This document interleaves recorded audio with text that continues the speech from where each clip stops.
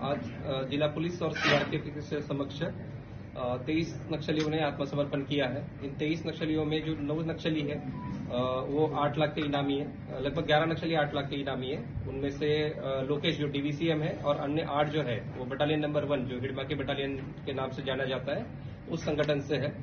Battalion से इतनी संख्या में नक्सलियों का आत्मसमर्पण होना ये दर्शाता है कि बटालियन लगातार कमजोर हो रही है और बटालियन नंबर 1 के जो नक्सली है लगातार भाग रहे हैं। उन पर काफी ज्यादा मात्रा में प्रेशर आ रहा है। करेगटालू व अन्य जो सुकमा बीजापुर सीमावर्ती क्षेत्र में अभियान चलाया जा रहा है उसका ये नतीजा है।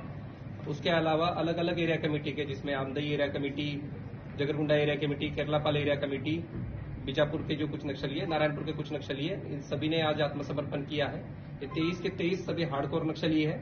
पुलिस और सीआरपीएफ द्वारा जिला सुकमा में जो लगातार नक्सल अभियान चलाया जा रहा है उसी से दबाव में और प्रोत्साहन होकर आज नक्सलियों ने आत्मसमर्पण किया है। मैं इसी अवसर पर सभी नक्सलियों से ये अपील करना चाहूंगा कि जल्द से जल्द आत्मसमर्पण करें और शासन की जो कल्याणकारी योजना है उनमें सम्मिलित हो जाए। समर्पित नक्सलियों को शासन द्वारा सभी जो लाभ है और अन्य जो सुविधा है वो जल्द से जल्द प्रोवाइड की जा रही है। सर, बीजापुर के कर्नाटक जो मुठभेड़ हुआ था सर, उसमें कोई जानकारी निकल के आई कि कितने नक्सलियों को नुकसान पहुंचा? नहीं, उसमें लगातार जो सरेंडर कैडर हुए हैं उनसे बातचीत हो रही है और उनका जो इन्फॉर्मेशन वगैरह है उसको हम अन्य जो अभियान है उसके लिए कर रहे हैं।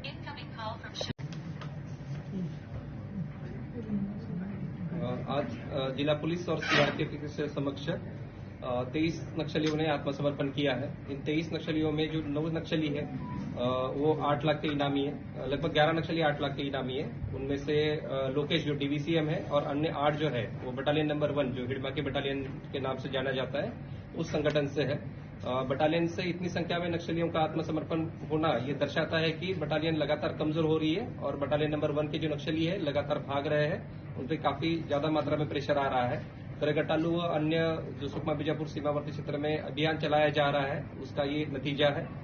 उसके अलावा अलग अलग एरिया कमेटी के जिसमें Amdai area committee, Jagargunda area committee, Keralapal area committee, Bijapur के जो कुछ नक्सली है, नारायणपुर के कुछ नक्सली है, इन सभी ने आज आत्मसमर्पण किया है।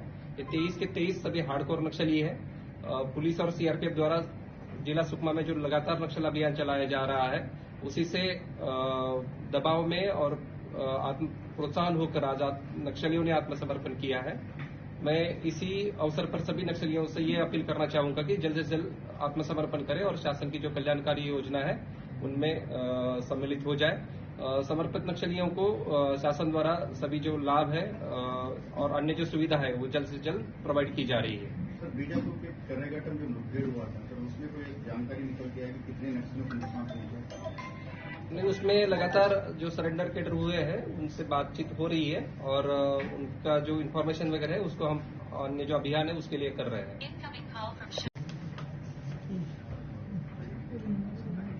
आज जिला पुलिस और सीआरपीएफ के समक्ष 23 नक्सलियों ने आत्मसमर्पण किया है। इन 23 नक्सलियों में जो 9 नक्सली है वो 8 लाख के इनामी है। लगभग 11 नक्सली 8 लाख के इनामी है। उनमें से लोकेश जो डीवीसीएम है और अन्य 8 जो है वो बटालियन नंबर 1 जो हिडमा के बटालियन के नाम से जाना जाता है उस संगठन से है। बटालियन से इतनी संख्या में नक्सलियों का आत्मसमर्पण होना ये दर्शाता है कि बटालियन लगातार कमजोर हो रही है और बटालियन नंबर 1 के जो नक्सली है लगातार भाग रहे हैं। उन पर काफी ज्यादा मात्रा में प्रेशर आ रहा है। करेगटालू व अन्य जो सुकमा बीजापुर सीमावर्ती क्षेत्र में अभियान चलाया जा रहा है उसका ये नतीजा है। उसके अलावा अलग अलग एरिया कमेटी के जिसमें Amdai area committee, Jagargunda area committee, Keralapal area committee, Bijapur के जो कुछ नक्सली है, नारायणपुर के कुछ नक्सली है, इन सभी ने आज आत्मसमर्पण किया है। ये 23 के 23 सभी हार्डकोर नक्सली है। पुलिस और सीआरपीएफ द्वारा जिला सुकमा में जो लगातार नक्सल अभियान चलाया जा रहा है उसी से दबाव में और प्रोत्साहन होकर आज नक्सलियों ने आत्मसमर्पण किया है।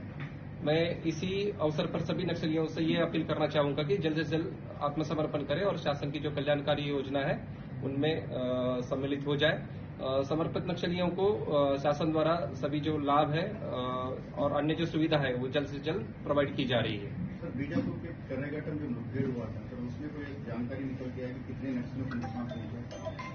नहीं, उसमें लगातार जो सरेंडर कैडर हुए हैं उनसे बातचीत हो रही है और उनका जो इन्फॉर्मेशन वगैरह है उसको हम अन्य जो अभियान है उसके लिए कर रहे हैं।